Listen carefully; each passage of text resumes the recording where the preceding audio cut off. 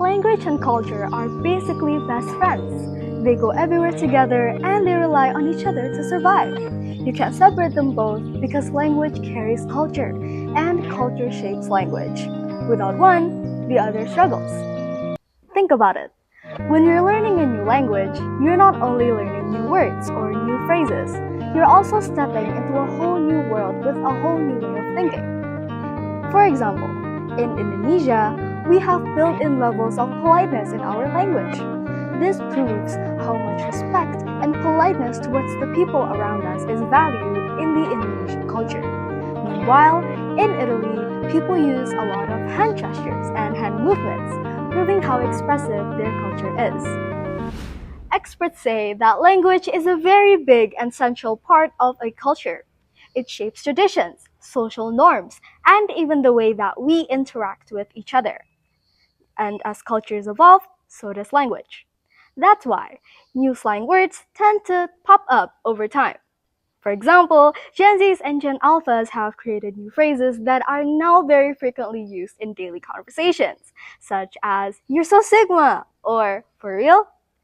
These phrases reflect culture trends and also influence how language changes the way that people talk and interact.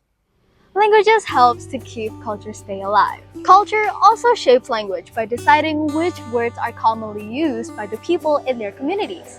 Farming communities have more words that are connected to agriculture, while tech-driven societies create more terms that are connected to gadgets and innovation.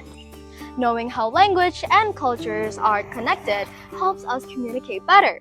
When you learn not just the language but also the culture behind it, it helps you to avoid from misunderstandings and even miscommunications and help you to connect with the people better. For example, in many Asian cultures, saying no directly is considered rude, so they tend to say maybe when they actually mean no. Without understanding this small part of their culture, it may even cause misunderstandings and miscommunications between people. And let's not forget, English has basically become the world's most go-to international language. On the year 2023, according to Statista, about 1.5 billion people speak English, making it the most widely spoken language in the whole entire world. Mandarin Chinese follows up with 1.1 billion speakers. Meanwhile, Hindi and Spanish have around 600 million each.